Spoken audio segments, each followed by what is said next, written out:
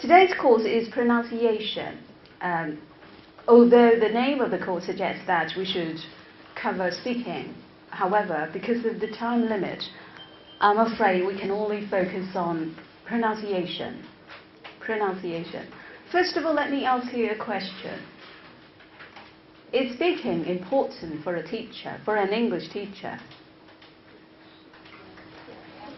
Okay, do you all agree?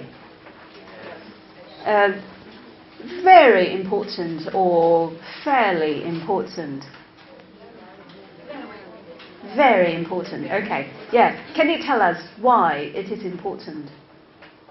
Why is speaking important? Yeah, that's one reason. We can help our students with their pronunciation. Yes, for sure, for sure. You can identify the problems, right, better. If you have good speaking, you can help them obviously more effectively. Okay. If you are not good at speaking, then it's hard for you to help them, right? Anything else? Any other reasons? For communication, that's right, good. Yes, obviously. Do you have some more? Okay, thank you. Yes, that's a very good point, because English is a language. It's a language. Language is a tool for communication. So without good speaking, how can you communicate with people? Of course, you can use gestures, you can use facial expressions, but oral, the verbal communication is the most important, right? Verbal, use speaking.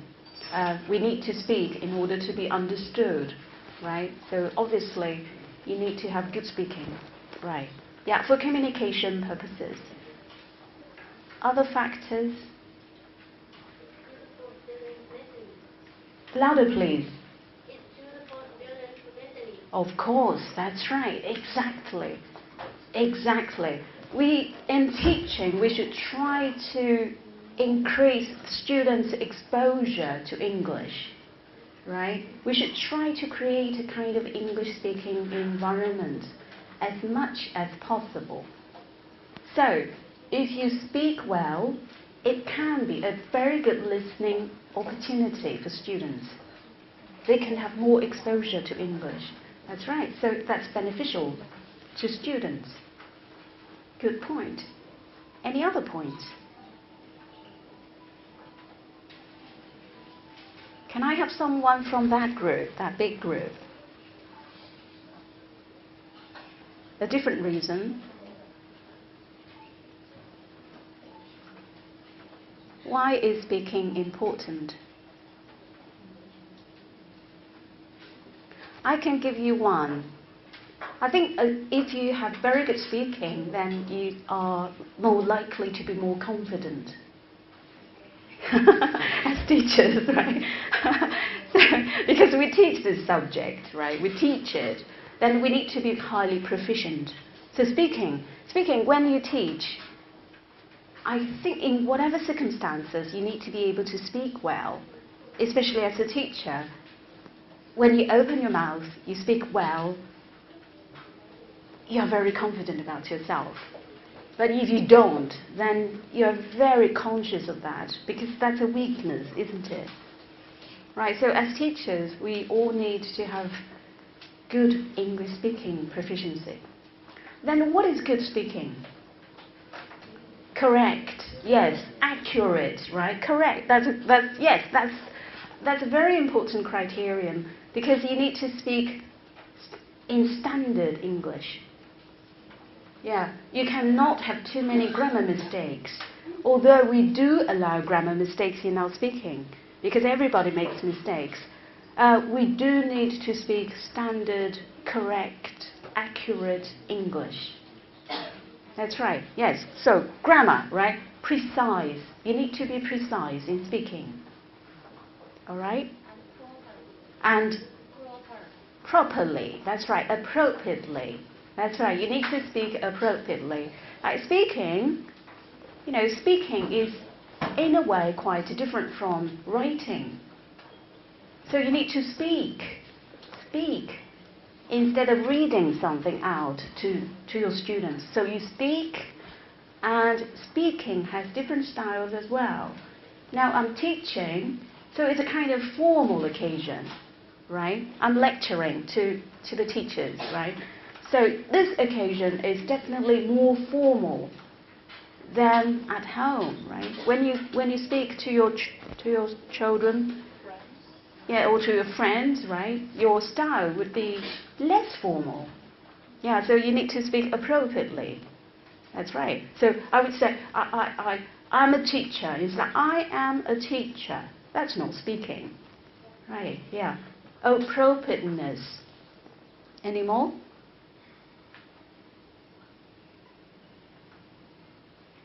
What about that young man with glasses?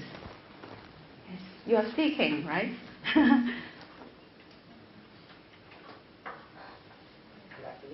Correctly, yeah? Softly. Right. Okay, good. Yeah, softly. That's a very interesting point. I think it's to do with the style of the person. From my point of view, British English has to be soft. Because British people are very polite, right? Polite, especially ladies. Females are very gentle, very soft. So when you speak English, British English, like, I don't want it. That just does not sound like English. But Americans are quite different. Americans are very proud of themselves. Yeah, they're very, I would say, big-headed. Yeah, they think they are superior to anybody else in the world. They are the best in the world. So they are quite cocksure. They would say, can you lend me $2? Right, that's American. British people would say, could you lend me $2, please? Thank you. That's lovely. That's British. But Americans will say, oh, lovely. Let me get out of here. It's not my business. I'm not interested. British people would say, I'm afraid it's not my cup of tea. Can I be excused? They would be very polite. Yeah, very soft and gentle.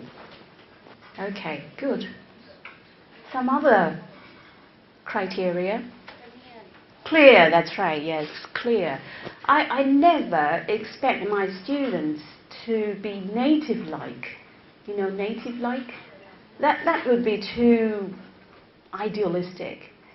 That's too high, right? If you want, okay, if you're particularly interested in that, you can, but I don't think it's realistic for everybody.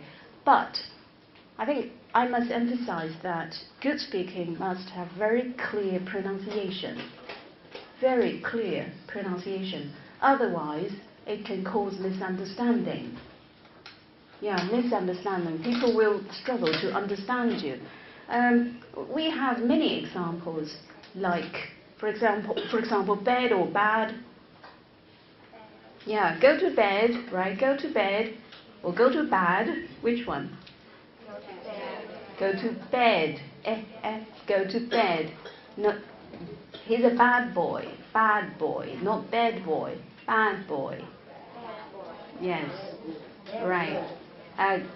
And for example, think and sink. Yes, yes. Which one? Thinking. Yeah, thinking. No, I'm sinking. Sinking. Ooh, thinking. Right. And for example, thank you. Yeah, thank you. You say, but because we are professionals of English, if we say thank you, my God, people, maybe they don't say it openly. I never say openly to people, well, that's very bad pronunciation, but I would say, this is not professional, right? Thank you. Yeah. Yeah, always.